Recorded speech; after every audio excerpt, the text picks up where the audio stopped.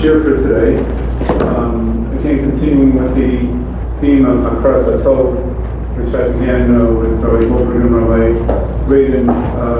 We are also, as a community, owe a tremendous Hakaras HaTov to Rabbi Stolberger.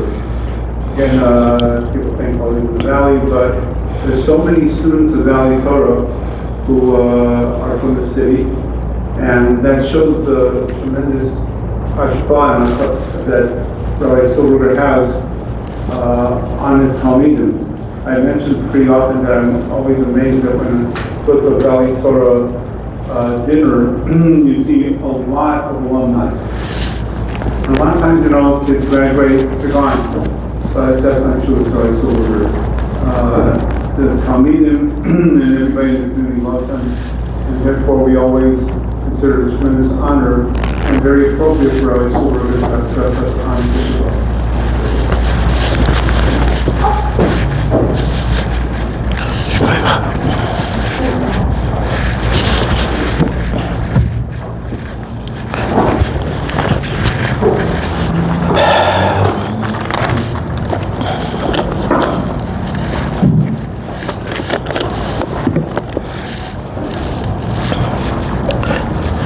I have to admit, when I get that text from Rabbi Summers to speak this year on Tisha B'Av, I can't say I'm shocked. I'm not sure the exact number of times that I've been here, Baruch Hashem, but somewhat disappointed that there's still another Tisha B'Av program, and we're not celebrating in Yerushalayim HaKodesh with a very different type of program. But I also have to give credit to the fact that Baruch Hashem, this is one of the last shuls that still do it the old-fashioned way. And we're going to have people in the building. We're not going to do it online. We're not going to, Baruch Hashem, a lot going on in the world, but it's good to see a place that keeps the old-fashioned tradition of real speakers that you can actually shake hands with.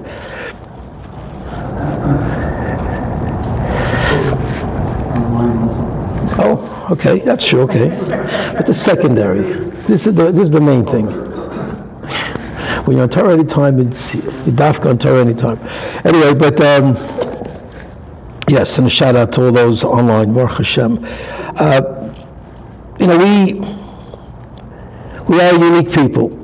I don't think any question about it. I'm not sure if the world recognizes it. I'm sure many people do, and we know that many people do. The people that get it, they certainly know us, and you can feel it. With all the anti-Semitism in the world that you sense and that we see, shocking anti-Semitism, so blatant that we really haven't seen since World War II. So out there, so irrational, so beyond the pale, rooted in complete sheker. There's not even a semblance of truth.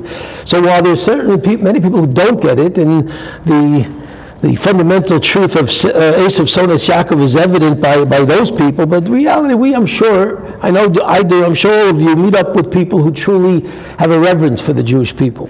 And they understand that there's something special about the Jews. We're different. And that difference in a way has a two-pronged aspect to it, because we are different. We're the Am HaNivchar, and we are destined for greatness. And we are given a mission of nobility, of royalty that we have to live up to. And when we do, the world recognizes it, and they respond to it, and they're unbelievably impressed by it, and they're inspired by it. And if Chas v'Shalom we don't, we know that's a different fate. In a sense, that's really why we're still crying, why we sat on the floor last night and this morning, and why we're still going through a Tisha B'Av, because we haven't fully gotten to that realm of royalty, nobility, and supremacy spiritually that we need to get to. But even within the darkness, even within the terrible golus that we have faced, and certainly now we have been reminded since Simchas Torah of this past year, if there was sort of maybe a Holocaust moving into the back memories, especially of the younger generations, that this is something of ancient history, this is not relevant what happened in Europe. Well, we were reminded on October 7th of that reality, that it has not gone away, and that we are in Golus. And Tisha B'Av is burning furiously as we speak and as we are mispalel every single day, and our hearts go out to the soldiers in harm's way, to the hostages in a terrible matziv. We certainly know we are still in Golus. But this duality of emotions, this sort of two-pronged aspect of Klal Yisrael, something that I just saw recently, an incredible shot of the Maral in explaining a Gemara. A few things were put together to bring this shot to its full clarity. But I want to share with you, I think it has very profound repercussions for us and implications for us of just knowing who we are and just trying that much more. Because Baruch Hashem, I'm talking to Choshev people. This is an incredible welcome Torah. You walk in it, you get inspired by the sincerity, the commitment.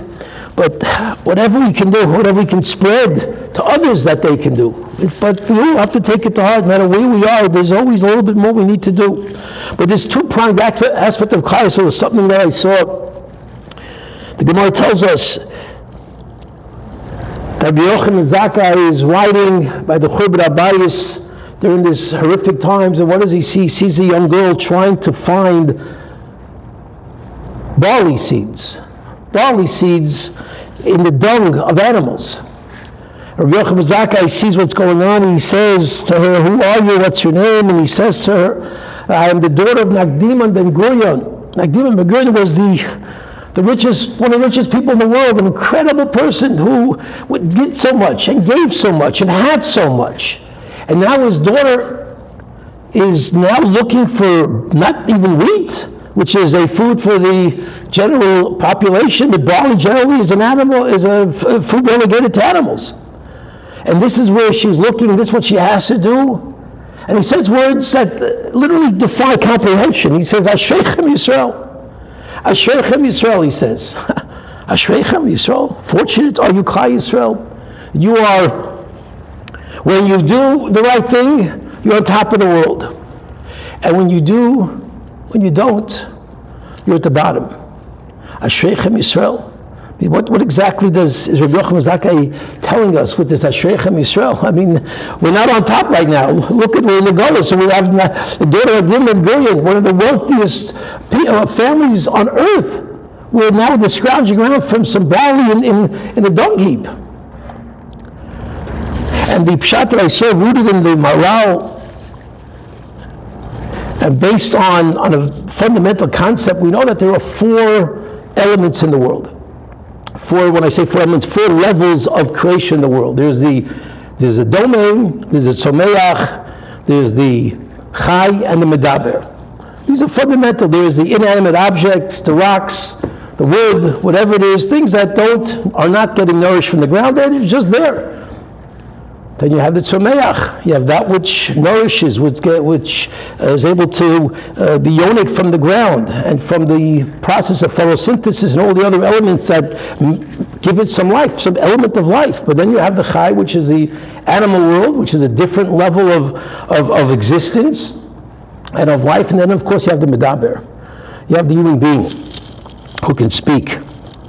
The famous Kuzari says that there is actually a fifth. Probably Musar had a sixth or a seventh, but the Kuzari is famous for adding the fifth. This Klal Yisrael. Klal Yisrael is the fifth. The fifth level of human existence, of any existence.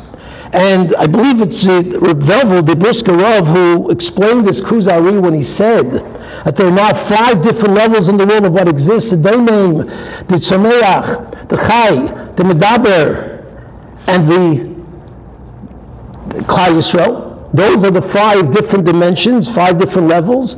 He says, notice, it doesn't mean that HaKadosh Baruch Hu made the world by building one level and then putting the second level, using the same elements of that first level and building upon it. No, totally different.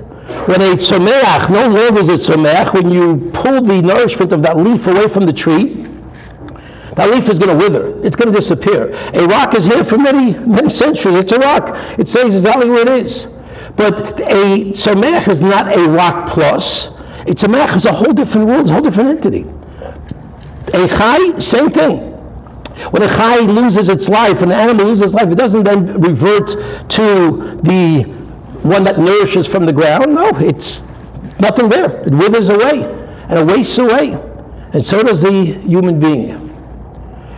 And by the Jew, he says it's the same idea, that we are either at the pinnacle, the Jew being that fifth level, we are either at the pinnacle of human performance, human existence, or chas v'shalom, if we don't fulfill our mandate, if we, God forbid, go the other way. We see the daughter of Nakdim ben Gurion, who's looking for barley in a dung heap. And therefore, the pshat is when, and this is what the morale is interpreted, what the morale means in explaining this Gemara. Rabbi Yochanan Zakkai, what he was saying is, look at Klal Yisrael. From our lowest point, you can recognize the highest point. From the fact that we can sink that low, from the fact that we can go through a 2,000-year goals that nobody can even relate to, and imagine the suffering and the pain and the bloodshed that we cried over during Kiddush this morning. But from that, you recognize what is the upside, what is the Geula, what is the Yeshua, what is our destiny. Because we are a two-pronged sword that is, yes, it can go very low. And we are still reeling from a bloody Golos, and we're certainly reeling from the events of this past year, and that we are still in harm's way in so many levels. But we know from that negativity, from the difficulty, from the challenges, that what's awaiting us, what's on the other side of it, we have to do our job to bring it, is a splendor, is a glory, is a Klal Yisrael of such divine levels of connection to HaKadosh Baruch Hu.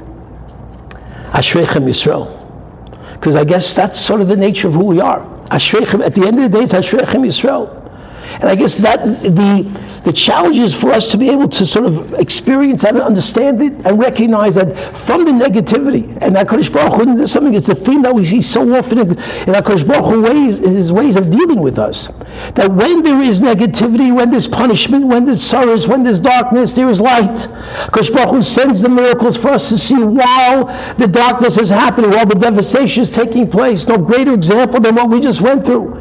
And whatever I know maybe 100 of the stories, 100 of the miracles. We hear incredible things. We read incredible stories that we know happened on October 7th, after October 7th. People who there's no reason why they're alive today. Inexplicable stories of how they were saved under the most incredible conditions. The Holocaust is no different.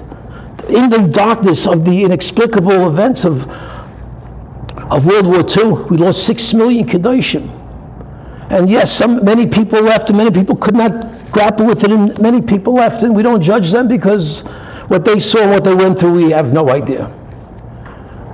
But many people can tell you that from those events, that's where they got their chizuk, and that's where they got their emunah, and that's where they got their bitachon b'Hakadosh Baruch Hu. And the very nisim of what they went through in that darkness and in that Holocaust is good for what made them committed to rebuild. That's the nature of sort of what we are and who we are. We are a nation that's able to see light within the darkness.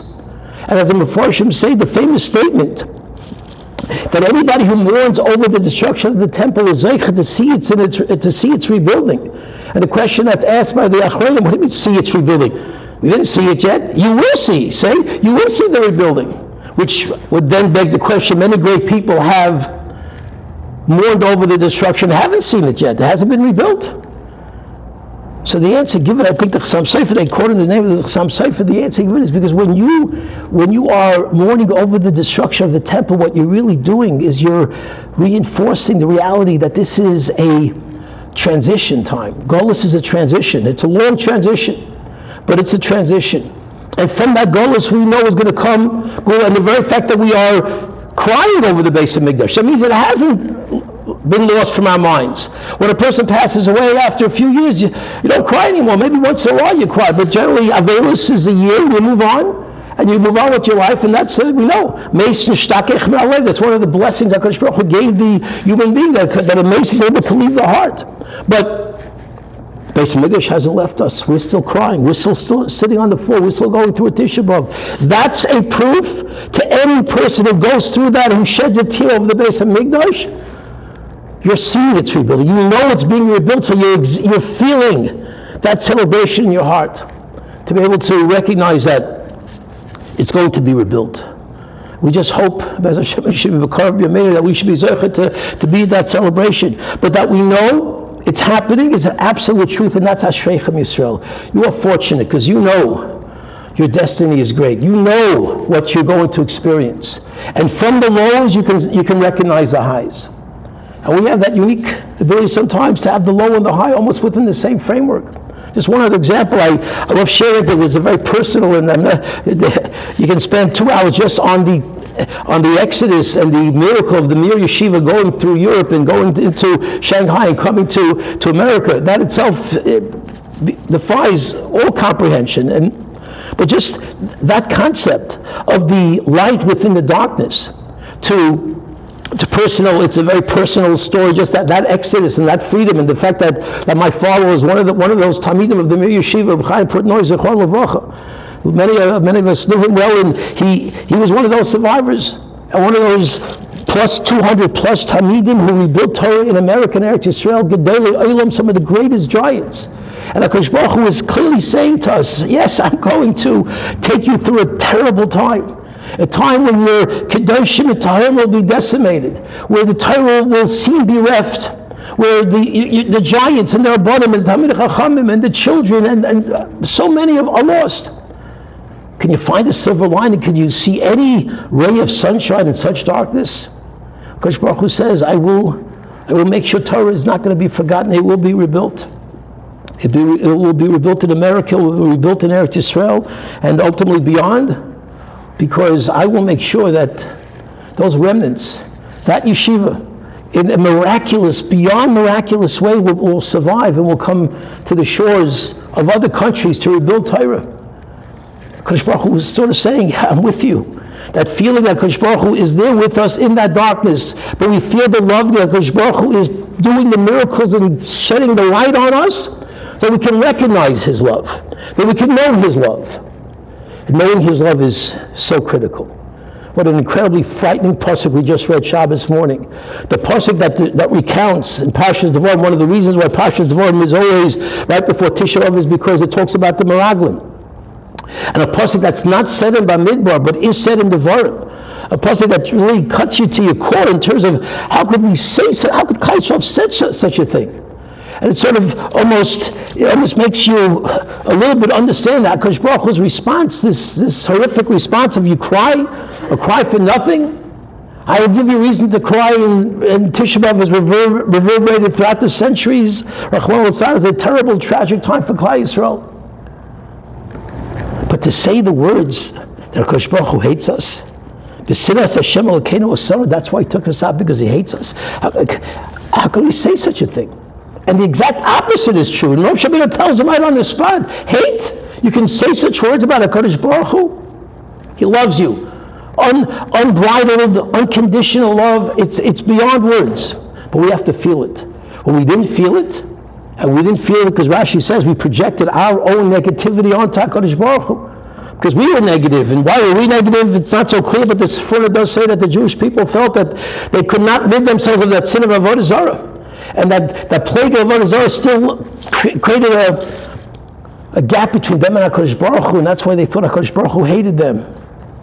And that's why they can say, that's why Rashi says that they indeed hated HaKadosh Baruch Hu, Rachmana litzlan. But the point is, if we don't feel that love, we are in a terrible spot. The only way we can truly fulfill the Tisha B'Av that HaKadosh Baruch Hu and Chazal required is to have that feeling of the very fact that we did not say Tachlin this morning, that it's a Yontif, and in certain realms it's literally a Yontif. We didn't even say Tachlin by Mincha yesterday.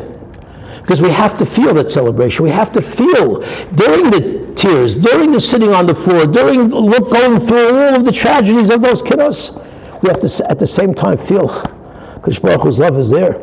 I see that light. I feel the light. I see the miracles. I feel them. HaKadosh Baruch Hu made that miracle. He made it. He made the miracle for the Mir Yeshiva. He made the miracle for many, many others. There were miracles. Yes, was there unbelievable darkness? There was.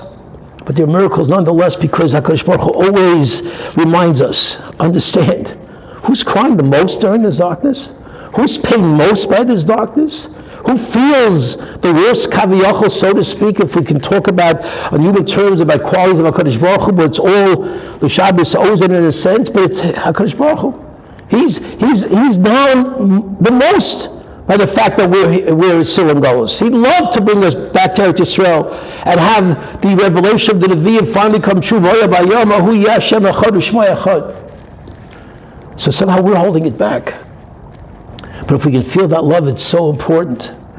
I don't think I shared it before, but what an amazing story they say about another tragedy that left Klal Yisrael reeling in 1929. You know that the Hebron Yeshiva, the Sabbat Yeshiva moved to Hebron. The Alta sent the group, which were Bleb Chasman as Rosh Yeshiva, they sent them to Hebron to establish Yeshiva in Hebron. Yamach Shemam v'Zechram, the Arabs came on a very dark day, I believe it was in Av 1929. They slaughtered some 40, 50, 60 people in Hebron, Jews, Kedoshim, and included in that were about 20 B'nai Torah who were learning in the Beis HaMedrash. They came to the Beis HaMedrash and literally slaughtered members of the Beis HaMedrash, literally killed. People were hiding under the chairs and the Chavrusas were being killed in front of their eyes. Unbelievable tragedy. And the story goes that they were trying to rebuild. Of course, they had to move, obviously, at that point, and they moved to Geula, Rehov HaNevi'im in Geula. And it was Rosh Hashanah, some just weeks after this horrific event, and Yeshiva was still reeling. And the excitement and the spiritual energy you can feel on a Rosh Hashanah night was not in that Beis HaMedrash in Hebron, in Geula at that time, in the Slobodka Yeshiva. And Reb Chasman did the unthinkable. He walked over to a 19-year-old boy. His name was Betzalel Sakovitsky, I believe his name was. And he said, "You daven for us." I should daven. In Slobodka had the greatest. They had the giants, the Torah giants. Who would daven in Slobodka, but not the greatest Talmidei Chachamim? Me? He insisted. But Yom Sakovitsky went up to the Amud. And he said, Baruch Hu, in the Nusach of the Rosh Hashanah Nusach we're well familiar with, and they answered Baruch Hu. But the room was empty. There was no spirit. Understandably, there was something very missing. And they went through the first bracha, and it was the same thing. And then they came to Avas Olam, Beis Yisrael Amcha Avta. And Betzalel, then he had a beautiful voice, and he said much nicer than the way I'm going to say it, but he said, V'avoscho, atosi b'menu yoylamim. Those words, what do those words mean? HaKadosh Baruch Hu, don't remove your love. HaKadosh Baruch Hu would never remove his love. It means don't bring us to a situation, to a level where I feel that you don't love me, where I don't sense that love, where I'm in a place so alone, so dark, that I don't feel that love. Don't bring me to such a place. And he said those words, and the Olam connected to those words and said it with him. And then he did what would never typically be done. But this was not a typical Rosh Hashanah. This was not a typical davening. And he repeated those words, again and again and again, with the crescendo, with the unity, with the fire of the Sabbat Yeshiva repeating those words. It's hard to know the people who say over the story, who were there, who gave it over throughout the generations. 15, maybe 20 times they repeated that line. To think that this was the line, it's so telling. There are many lines, many beautiful expressions and phrases in Ma'ariv that we say. But this to bring back, as they said after that davening, the B'nai Torah and Slobodka said, with that V'avoscha, Slobodka got its neshama back. It got its spirit back. And they were able to be yeshiva again. Because in the darkness, the one thing we can't afford to allow ourselves to move into is a place of such a feeling of being forlorn, of being left alone, of HaKadosh Baruch Hu forsaking us. Never. Can't happen. Sometimes we're human and we feel it, but we have to bring it back. And he brought it back that night, and the Sabotka got its neshama back. But this is the critical quality of what we have to feel. And that's why there's so many aspects where the duality of the Gullus with the Gula seem to work together. It works together on a Tisha B'Av. I saw a beautiful pshat just recently on Shabbos Chazon. We just went through Shabbos Chazon. Why is it called Shabbos Chazon? So the Chazon Yeshayahu, the Haftarah speaks about Chazon Yeshayahu. But I saw on a deeper level, they bring that just like Moshe Rabbeinu was taken by HaKadosh Baruch Hu and shown all of human history, and by doing that he was able, as the Mefarshim say, was able to inject within all of the Jewish experience throughout Jewish history the chizuk of a Moshe Rabbeinu, that somehow we're carrying that DNA, we're carrying that sense of connection to him, as HaKadosh Baruch Hu sort of took him through that time capsule and took him throughout all the centuries. Yeshayahu also was given a chazon. Not just a chazon Yeshayahu of that particular Golus. Yeshayahu was shown all of Golus to the bitter end. He was shown every element and every dimension of Golus till the bitter end. And the message that he was able to emit and give to the Klal Yisrael is that there's an end to the Golus. So Chazon Yeshayahu, yes, Yeshayahu saw Golus, he saw bitter Golus, the words of the Haftarah are frightening. But in that Chazon Yeshayahu, there's a message that all of us know, whether we know it intellectually or not, we feel in our hearts, but there's an end to this Golus. It's not forever.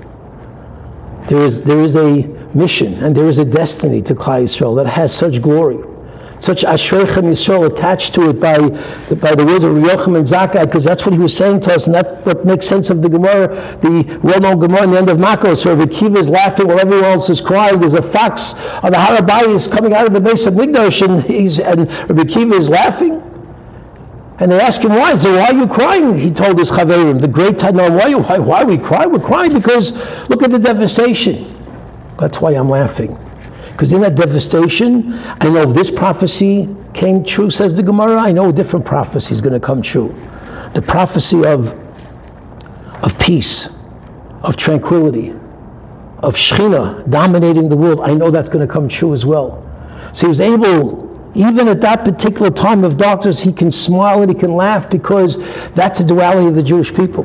That's a duality that in a sense is expected of us as we move from these sad times to a different dramatic time. We move very close and tell. The Mefarshim say that this is really a transition, that what's going on now during the 3 weeks, which reaches its ultimate on Tisha B'Av, in a sense is a preparation for us to get ready for Elul and to get ready for the Yom Noraim. And in Elul we also have a contradiction. How amazing. Gila Barada. Rejoice, David HaMelech says, V'gila Barada, they reference that these words are referring to the time in Elul that is fast approaching. How do you, V'gila Barada? I'm trembling, I'm in trepidation, I'm rejoicing. How do you have Gila Barada at the same time? Those are two contradictory terms. Well, to a Jew they don't contradict. This is who we are. This is our experience. This is what we see. This is what we live every single day. We go from tears, we hear a report, we hear about another soldier, we hear about some devastation in Eretz Yisrael, and we cry, and we go to someplace else, and we hear a simcha, we see something inspiring, and we're joyous. We have the ability, Gil Brother, the Jew is able to have such multifaceted emotions, and they don't contradict, and they're not even negative. We are able to recognize the Yontif within a Tisha B'Av. That's who we are. And also another thing I noticed, Veschanan. We read Veschanan this coming Shabbos, Bez Hashem Shabbos Nachamu, Veschanan. We couldn't find another Kriya for Tisha B'Av other than Veschanan. I'm sure we could have found it. I didn't see this anywhere, but just sort of hit me. No, the very Parsha, Veschanan, that gives us Shabbos Nachamu, that gives us all of the Chizuk, that's the very Parsha we read on Tisha B'Av itself. Because from that Nechama there's also the recognition of Tzara. That's a two-pronged sword. There's a Shabbos Chazon and a Shabbos Nachamu. And we live them both. We go through them both. They're not a contradiction. Just want to maybe mention one other thing. So also something that I heard recently, and Baruch Hashem, this is not just a place of davening, it's a place of learning as well. I saw beautiful, I was at a Siyum during the 9 days, and I heard a beautiful statement from Rosh Zalman Auerbach that's I'll quoted at that Siyum. And some people look at a Siyum sort of, they can see him in the 9 days. I heard an incredible story. The rabbi who made the Siyum mentioned the story also that Moshe Feinstein, we used to go to the Zuckers at Tzal. He used to go to the Zuckers every 9 days. And when he was there, he would make a Siyum come out every night, and they would eat meat. And that was Rav Moshe's psak. It's not a b'diavad. And to the point that Rav Shea Kotler was there once, Zatzal, and the Yeshiva of Lakewood, and he didn't eat. He was like sort of on the side. He washed but didn't eat. And Rav Moshe saw. He went over to him. No. You got to eat meat. I'm pasking for you. And he ate. He had to eat the meat, because Rav Moshe paskin, this is Sudas mitzvah. And maybe the pshat was conveyed was a beautiful idea based on what Rav Shlomo Zalman said at the Chinukas Habayis of the Yeshiva Kol Torah. I think as we are still in Tisha B'Av, but we don't learn today. That's exactly why we don't learn today, because we're in Tisha B'Av. But we're soon going to be out of a Tisha B'Av, and we need to remember this. Something so powerful and so amazing and so uplifting. And Rav Shlomo Zalman said at the Chinukas Habayis of the Kol Torah Yeshiva in Bayit Vegan, yeshiva that he was associated with for many decades, and he says there's a halacha that when you make a house, you build a house, to leave one amma by one amma zeichel churban. So it's unplastered, you have to leave it undone. So not that you put a beautiful picture over it that no one can tell that you left it. It's really, you're supposed to see it. That it should be clear. Zeichel churban, I have a beautiful house, Baruch Hashem, but there's an element of my house that's not finished. And that's for a good reason. But not by a beis medrash. No. By a beis medrash, you don't do it. In a place of learning, you don't leave that amma by amma. And he said the reason is, I don't know if he quoted an earlier source, but he says, B'makom Torah, ein churban. B'makom Torah, ein churban. Torah is that one place where a Jew can go to when we are learning, when we are connected to HaKadosh Baruch Hu through the vehicle of Talmud Torah, and especially through the vehicle of Amelus B'at Torah, when we work hard on something, when we sort of bend our brow and try to figure it out, and it's something difficult, and we're putting in the energy and the effort to understand what it's all about. B'makom Torah ein churban. I think it's something that we have to really take with us, because if there are many ways, there are many things we have to do to bring the Gula, and certainly working on B'nai Chaveri and eradicating the Sinas Chidam 100% of course is at the front and center of what we have to do as Jews to develop the Achdus. Is something that we've seen, Baruch Hashem, hopefully can continue. The Achdus that we've seen post Simchas Torah and Klal Yisrael, and all the different factions seeming to getting together and respecting each other and working together and doing chesed for one another. It's been quite inspirational. But there's another element that we can't forget, and that's the element of Torah. Because if we want to eradicate Churban, we eradicate it through just creating Torah everywhere we go. If we can shed that Torah and spread that Torah, and shed the light of Torah to all Jews, there's no Churban when we're going through that. That's when we are in a special place where they can't be, and that's why it's not a b'diavad. Rav Moshe held it wasn't a b'diavad to have a siyum during the 9 days, because when you make a siyum, that's a simcha where the sadness of the 9 days doesn't get in, it can't fit in, and that's why we can't learn on Tisha B'Av, because we can't bring that in on a day like this. Today is not for Torah. Today is for crying. Today is for Churban. But for the rest of the year, you want to have that feeling of connection to Kodesh Baruch Hu on such a deep level. That's what we have to do. We have to remember those words.